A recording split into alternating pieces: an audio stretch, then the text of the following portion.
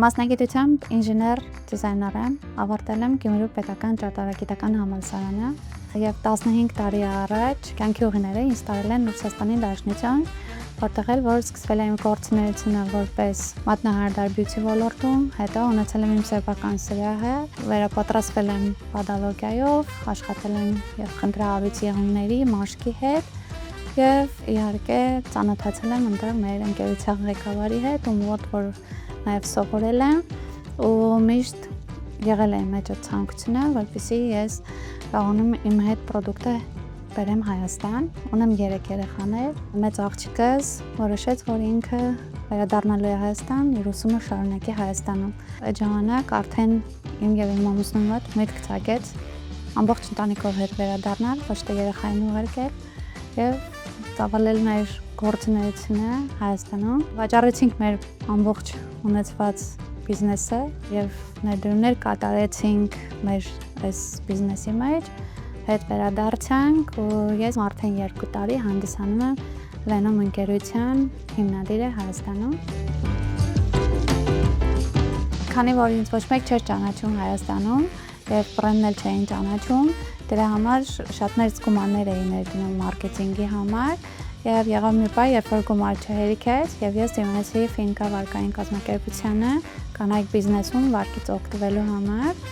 եւ շատ շնորհակալ եմ, որ իմ շրջանառությունը չկանեց եւ ես կարողացա ապահովել իմ բիզնեսի առաջընթացը։ Բիզնեսի մեջ ներգրաված են ընտանիքի բոլոր անդամները եւ ամուսինս եւ երեխաները, քանի որ պրոդուկտները նախատեսված են մաշկի եւ եղունգների վերականգնման համար եւ ամբողջությամբ բնական բաղադրիչներով են, հիմնականում համագործակցում են բժիշկների հետ եւ իհարկե վերապատրաստում ենք բյութի ոլորտի մատնահարդարներին, ոտնահարդարներին եւ պադոլոգներին, որպեսզի կարողանան ավելի ճիշտ խնամք նշանակել իրենց հաճախորդներին վերականգնման նպատակով։ Քանի որ պրոդուկտները բնական բաղադրիչներով էին, բայց իրենց մեջ ներառված չէր ոչ դեղցի կորիզների յուղ, ոչ ծիրանի կորիզների յուղ, ոչ խաղողի կորիզների յուղ, իմ համար առաջնային նպատակային էր, որպեսզի ես կարողանամ Հայաստանում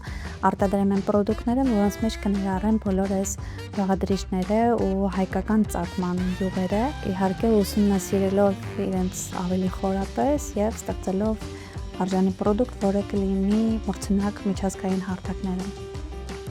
Շատ ուրախ եմ, որ այն խոսակցությունների, որ մենք չէինք կարողանա բիզնեսը կայացնել Հայաստանում, մենք անպայման հետ կվերադառնայինք Ռուսաստան, այդ ամեն ինչը հոդս ցնդեց, որովհետև մենք կարողացանք հաղթահարել բոլոր փուլերը